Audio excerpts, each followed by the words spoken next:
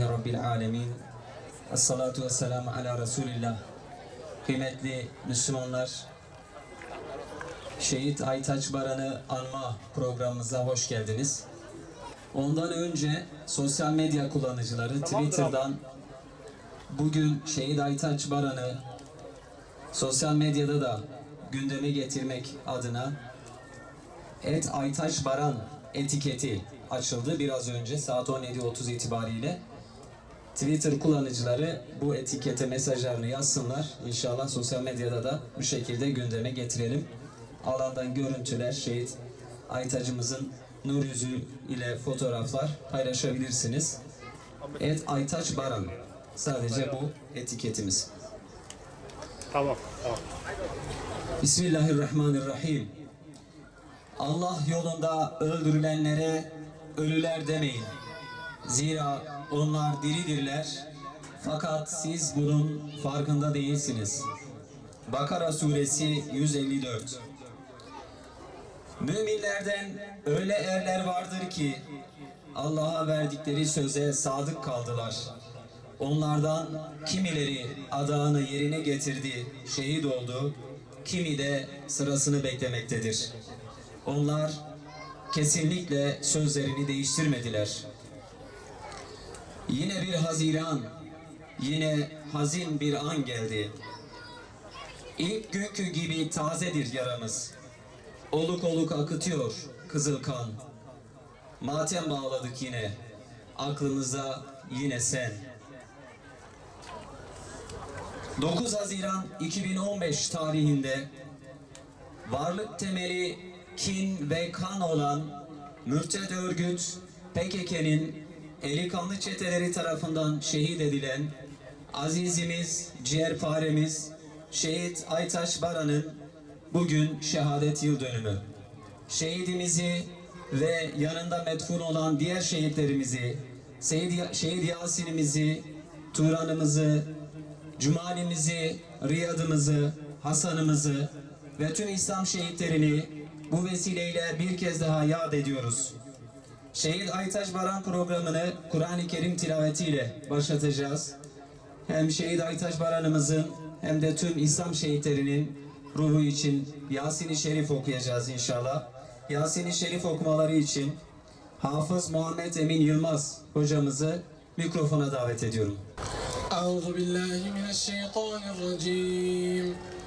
Bismillahirrahmanirrahim. Yasin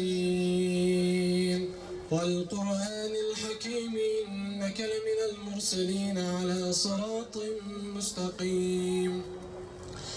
تنزيل العزيز الرحيم لتنذر قوما ما أنذر آباؤهم فهم غافلون لقد حق القول على أكثرهم فهم لا يؤمنون قالوا إنا تطيرنا بكم لئن لم تنتهوا لنرجمنكم وليمسنكم منا عذاب أليم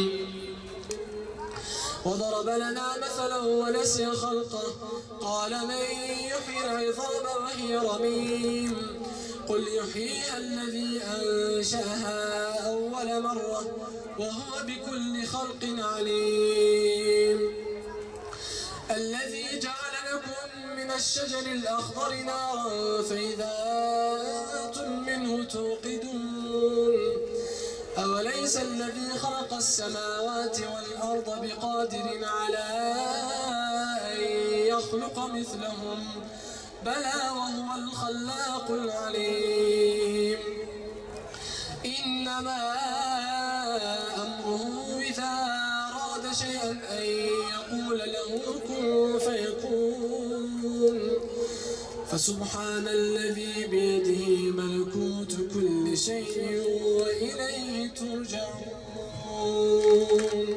صدق الله العظيم الفاتحة.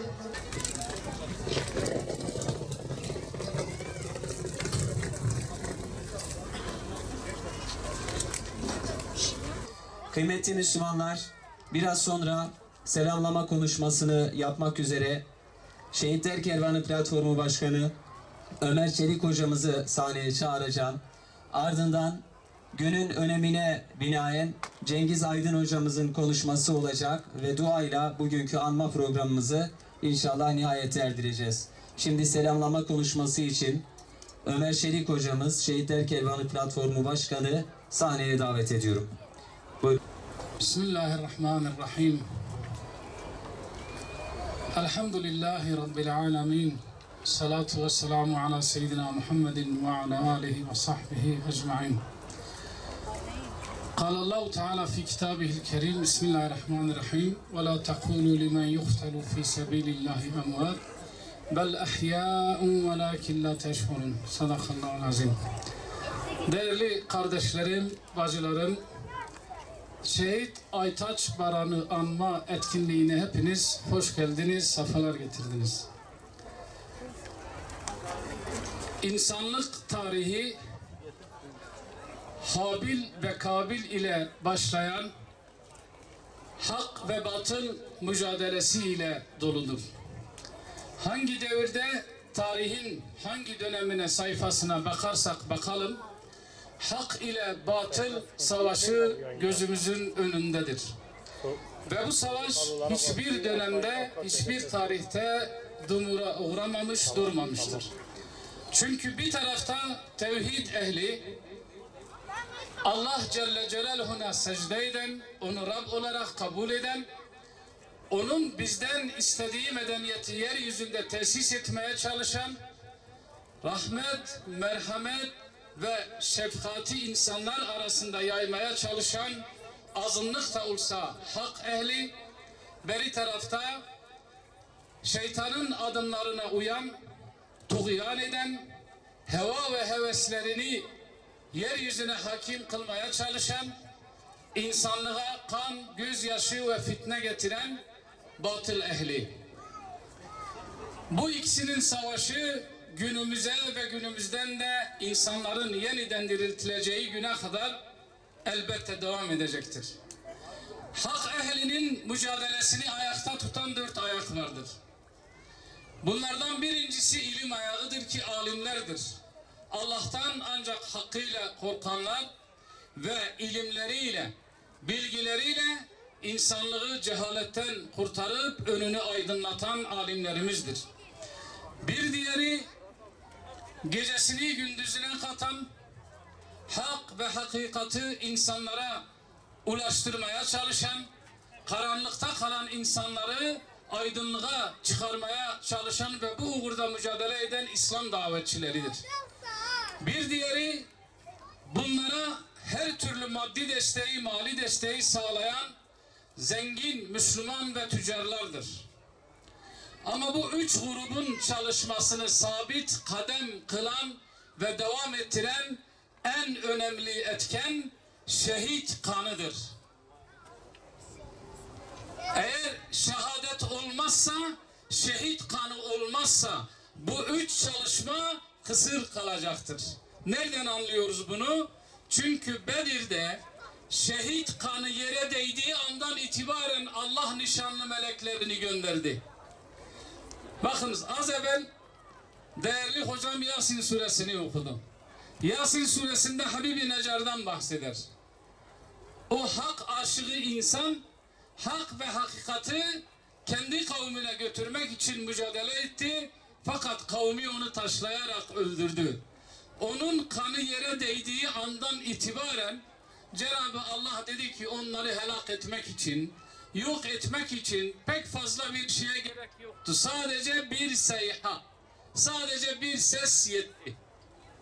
Dolayısıyla tarihin hangi devletine bakarsak bakalım, İslam uğruna yapılan savaşları tahlil ettiğimizde gözümüze ilk çarpan budur. Şehit kanı yere değdiği andan itibaren Cenab-ı Allah'ın yardımı Müslümanların üzerine geliyor.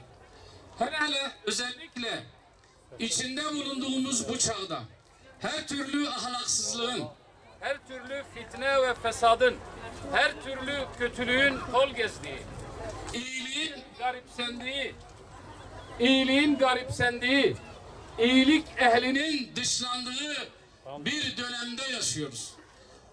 Burada bizim kurtuluşumuz, aydınlığa çıkmamız, bizim şehitlerimizi tanımamız, onların davasına olan sadakatimiz ve onlar gibi bu yolda seve seve canımızı vermemizden geçer değerli kardeşlerim.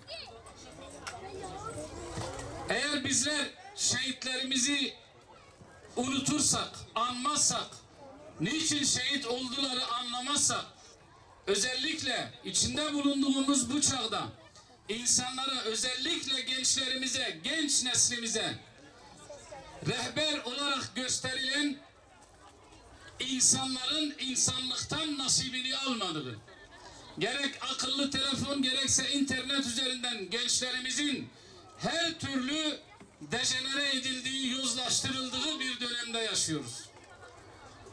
Gençlerimize en güzel örnek, rehberlik edecek şehitlerimizdir. Şehitlerimizi gençlerimize tanıtmamız, gençlerimizin önünü onların hayatıyla açmamız gerekir. Yoksa gençlerimiz Allah muhafaza belki de kendilerini delalete götürecek insanları kendine rehber edinecekler, kendine yol arkadaşı edinecekler.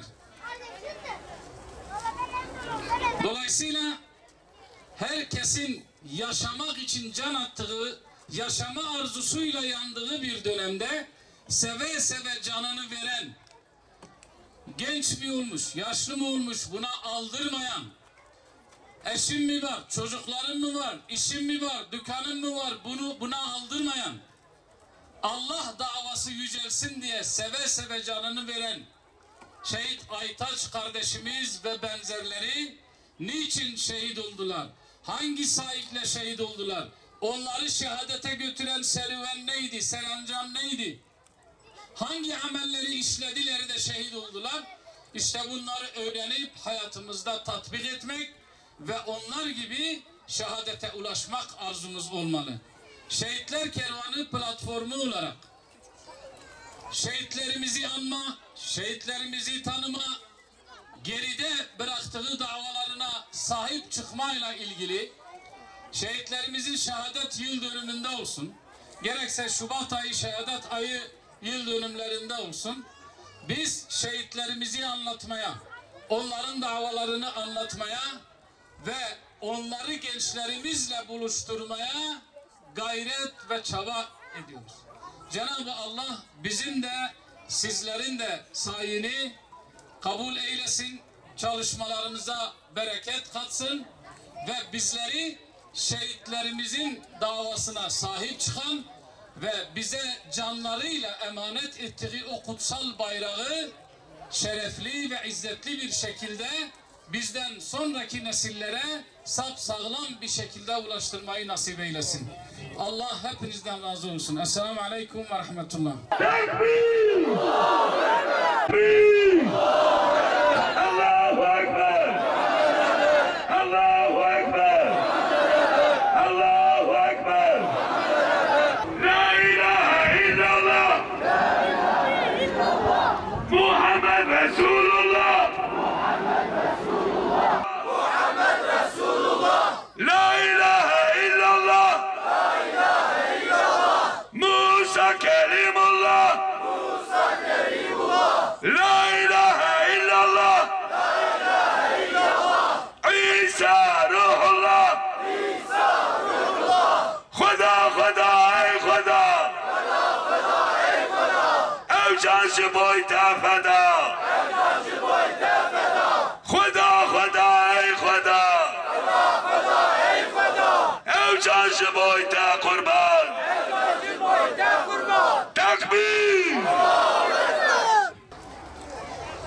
Kendisinden başka hiçbir ilah olmayan, kendisine inananları cennet ile müjdeleyen, kendisine isyan edenleri cehennem ile korkutan Allah'a hamdolsun. Güneş vuruyor. Selat ve selam, ben insanlara la ilahe illallah deyinceye kadar savaşmakla emrolundum diyen Hazreti Muhammed Aleyhisselatü Vesselam'ın üzerine olsun. ve selam olsun Hazreti Peygamber'in Ehli Beyt'inin izzetini Kerbela'da bile yere düşürmeyen o Ehli Beyt ashabının üzerine olsun. Ve selam olsun şirk bataklığından kurtulup dünyaya İslam'ın izzetini ve şerefini taşıyan ashab-ı kiramın üzerine olsun.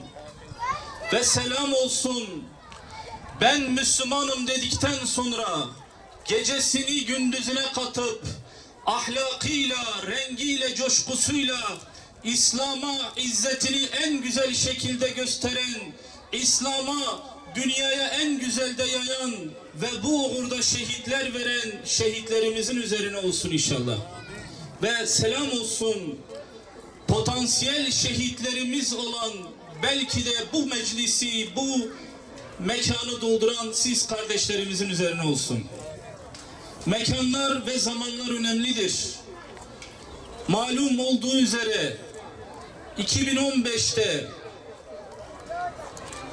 şirretliği ve çirkefliği Kürdistan tarihinde altın harflerle yazan ve Kürdistan'da mayın eşekliği rolünü en güzel şekilde icra eden Leninist, Komünist örgüt tarafından Haziran'ın 9'unda şehit edilen azizimiz Şehit Aytaç Baran'ı anma programındayız.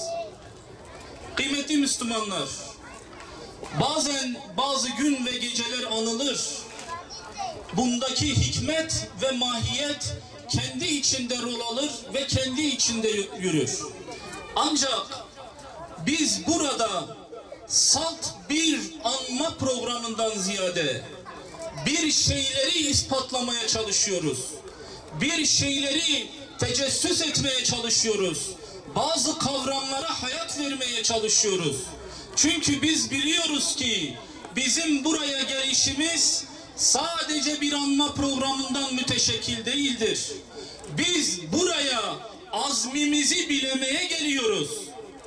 Biz buraya şehitlere verdiğimiz sözü tazelemeye geliyoruz. Biz buraya kendilerinin kanlarından sonra akacak kanları meleklere göstermeye geliyoruz. Tekbir! Tekbir! Tekbir! Kıymetli kardeşlerim, şehitlerin mekanında olmak, şehitleri ziyaret etmek, onlarla konuşmak mezarlarının başında bizlerin bir geleneği değildir. O Resulü Zişan'ın geleneğidir.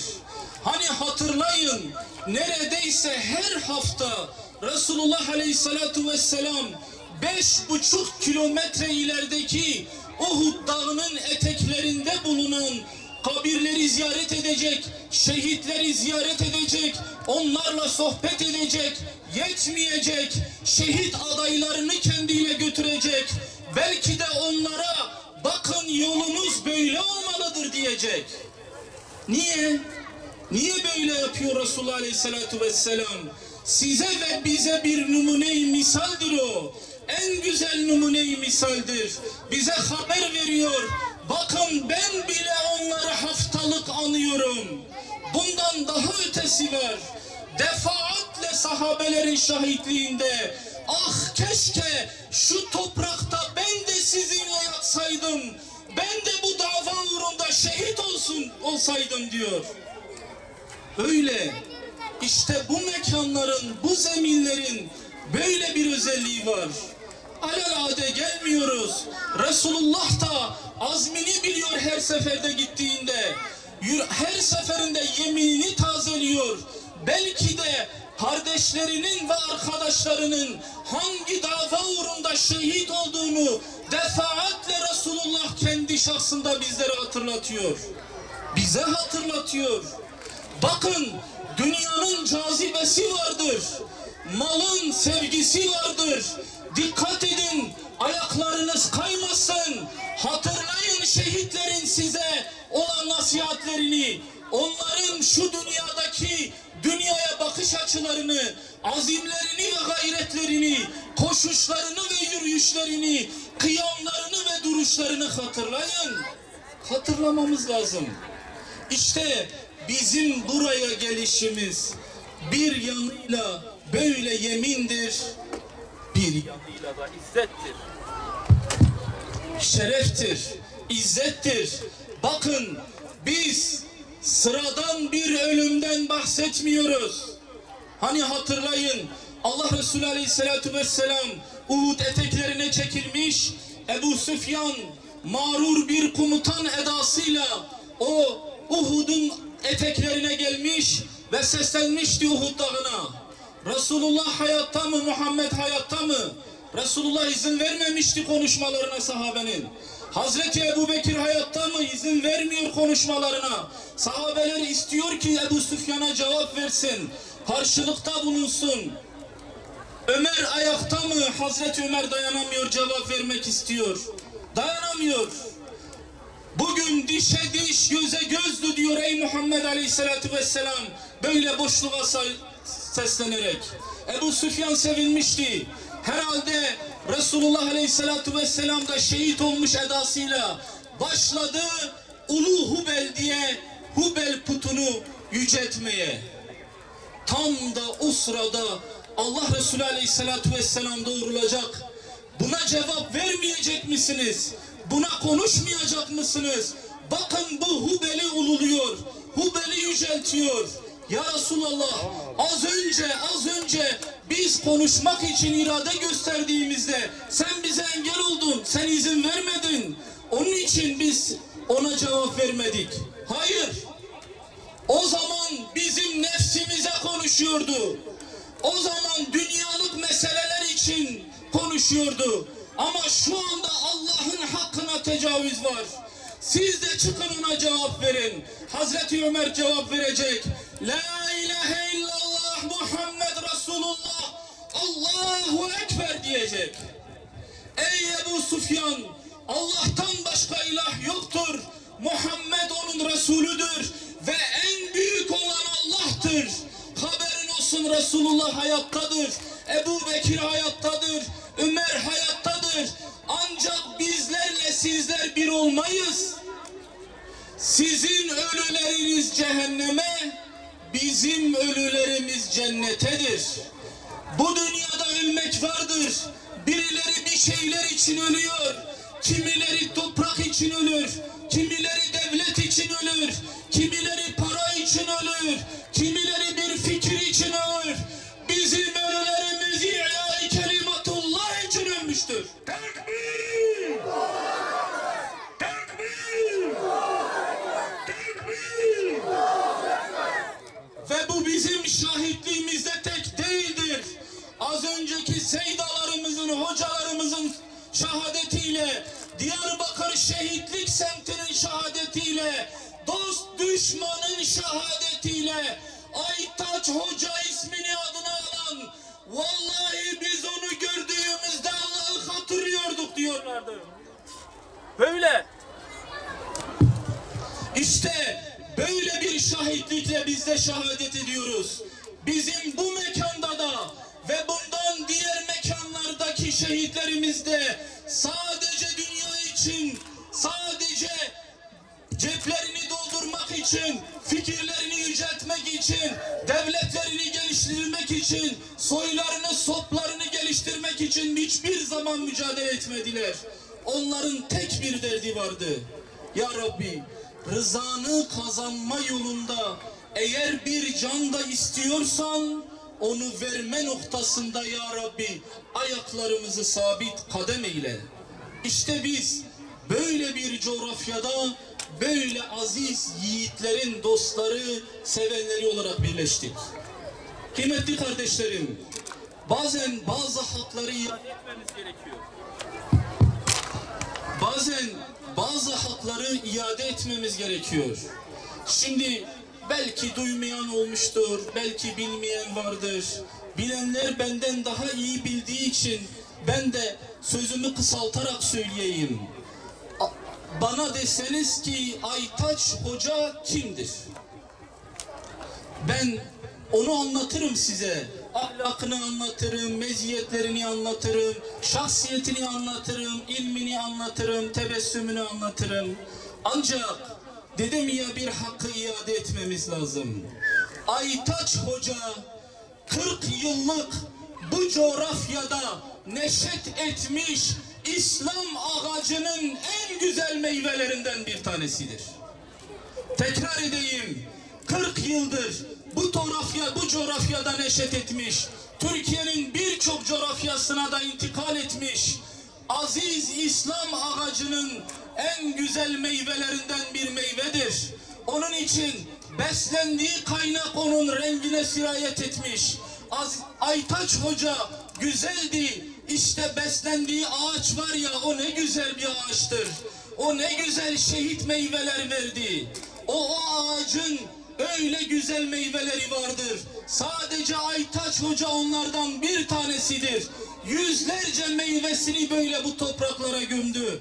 Ve Allah şahit, belki de hakkı iade edilmesi gereken en güzel ahlaklardan bir ahlaktır bu İslam ağacının belki de verdiği rızık. Evet kıymetli Müslümanlar, dedim ya, Aytaç Hoca'yı anlattığımızda sadece onun şahsındaki ahlaki özellikleri baş göz üstüne. Aytaç Hoca havada uçuşan bağımsız bir mikroorganizma değildi. Onun da bir talebesi vardı, onun da bir hocası vardı, onun da beslendiği bir kaynak vardı. Onun için bu kaynağı, bu beslendiği mecraya, bu İslam ağacını geliştirmek için kim ne yapıyorsa azmini bilemek için burada tekrar ahdini yerine getirmelidir. Evet kıymetli kardeşlerim, şehit ve şehadetin belki Aytaç Hoca'nın şahsında bir farklı tezahürü vardır. Allah Resulü Aleyhisselatü Vesselam şehitlik makamını anlatırken şehitliği 4 makamda dillendiriyor. Bir makama ulvi bir derece veriyor. Bunları anlatırken şehitlik statüsünü de sadece salt bir kurşunun kendisine değmesi, zalim bir adamın kendisini öldürmesi veya ahlakıyla pek de güzel bir tablo çizmeyen, ancak ahir ömründe Allah'a verdiği sözü hatırlayıp sonra hayatını hitam-ı misk yapan kulların şehadetinden ziyade Allah Resulü Aleyhisselatü Vesselam diyor ki, şehit odur ki imanı ve İslam'ını ahlakıyla güzelleştirip Allah'a verdiği sözü bir an unutmayıp ve her an o söze kavuşmak için mücadele gösterendir.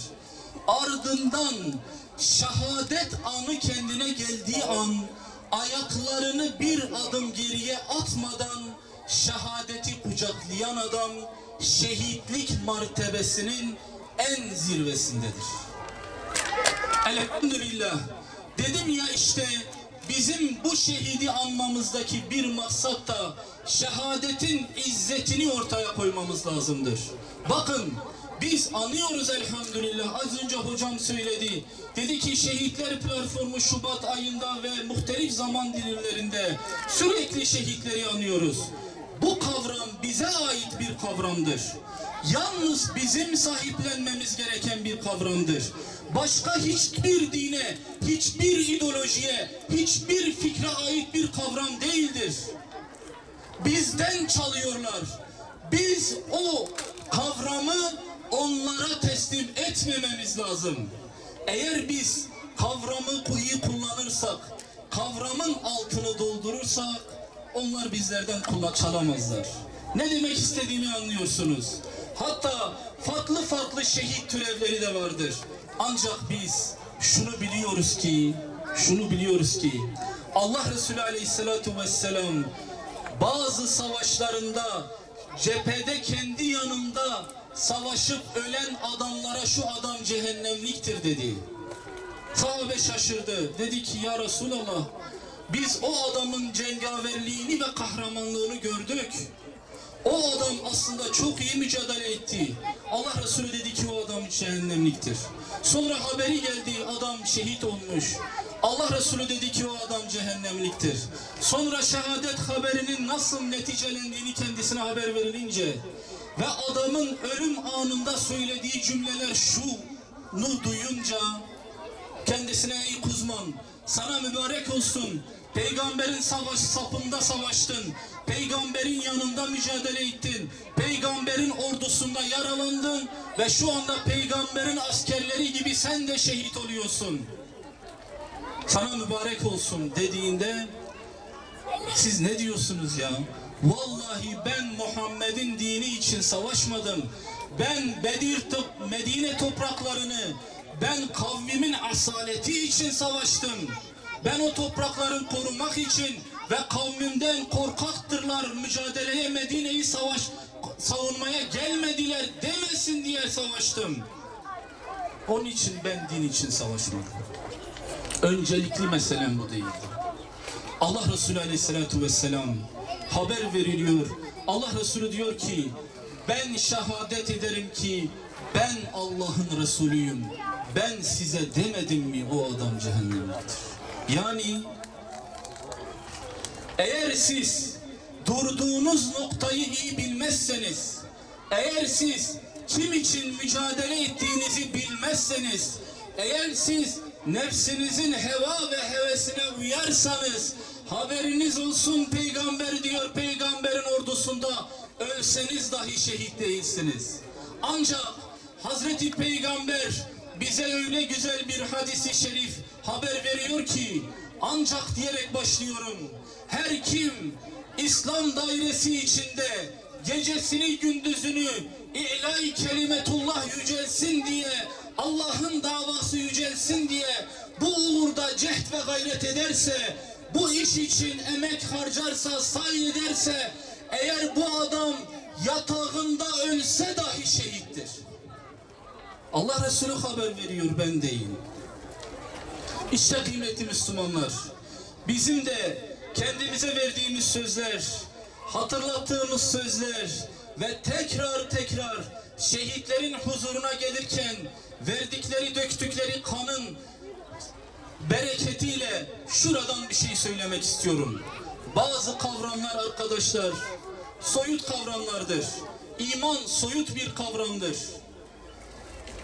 Kahramanlık soyut bir kavramdır. Cehd ve gayret soyut bir kavramdır. Ondan fedakarlık soyut bir kavramdır. Bu kavramları şehitlerimiz şahıslarıyla beraber somutlaştırdı. Yani dedi ki ben imanlıyım, ben fedakarım, ben mücadeleyi dert etmiş bir adamım. Eğer Rabbim sen benim buna şahitlik etmemi istiyorsan, İşte ben kanımla bu işin altına imza atıyorum diyor. İşte şuradan şu sözü haykıralım tekrar. Bir davaya olan inancımız, o dava için yaptığımız gayret fedakarlıkla ölçülür. Bu davaya olan inancımız, bu dava için çalışmamız, gayretimiz ve verdiğimiz fedakarlıkla ölçülür. Allah onu roji mahşerde meleklerine göstermek, kullarına göstermek için o azim ve fedakarlığı bizden istiyor. Rabbim o azim ve fedakarlığı bizden kabul eylesin. Cehd ve gayretimizi artırsın. Ya Rabbi, ellerimizi sana açıyoruz ve senden temenni ediyoruz. Ey Müslümanlar, bu mekanı doldururken bir şeyi de hatırlamakla beraber Rabbim inşallah şu mekanın gelenlerin isimlerinden önce Resulullah Aleyhisselatü Vesselam'ı, sonra sahabe-i güzin ashabımızı ve sonra şu mekanı ve bütün şehitlerimizi haberdar eylesin. Ya Rabbi, Ya Rabbi onların gösterdiği imanı bize de nasip eyle. Amin. Ya Rabbi onların gösterdiği o kâmeti bize de nasip eyle. Mahşerde şehitlerin huzuruna çıkarken, nebilerin, salihlerin, peygamberin huzuruna çıkarken, Ya Rabbi senin huzuruna çıkarken yüzü ak olanlardan eyle bizi. Amin. Ya Rabbi İslam için cehdimizi, gayretimizi artır. Amin. Ey Müslümanlar, bu mekanı doldururken bir şeyi de hatırlamakla beraber Rabbim inşallah şu mekanın gelenlerin isimlerinden önce Resulullah Aleyhisselatü Vesselam'ı, sonra sahabe-i güzin ashabımızı ve sonra şu mekanı ve bütün şehitlerimizi haberdar eylesin. Ya Rabbi, Ya Rabbi onların gösterdiği imanı bize de nasip eyle. Amin. Ya Rabbi onların gösterdiği o kâmeti bize de nasip eyle. Amin. Ya Rabbi uğruna feda oldukları dini yolumuz eyle. Ya Rabbi ayaklarımızı İslam üzerine sabit kadem eyle. Amin. Ya Rabbi roji mahşerde şehitlerin huzuruna çıkarken, nebilerin, salihlerin, peygamberin huzuruna çıkarken, Ya Rabbi senin huzuruna çıkarken yüzü ak olanlardan eyle bizi. Amin. Ya Rabbi İslam için cehdimizi, gayretimizi artır. Amin. Ya Rabbi dünyanın her türlü nefsi arzusundan bizi muhafaza eyle. Amin. Bir an olsun bizi nefsimizle baş başa bırakma. Amin. Ya Rabbi insi ve cinni şeytanların şerrinden sana sığınıyoruz. Amin. Ya Rabbi ahir zaman fitnesinden sana sığınıyoruz. Amin. Ya Rabbi senden yine sana sığınıyoruz. Bize rahmetinle muamele eyle. Ve Amin. roji mahşerde tüm şehitlerimiz, kardeşlerimiz, müminlerle beraber salihlerden, Müslümanlardan bizi eyle. Amin. Amin. Velhamdülillahi Rabbil alemin. El Fatiha.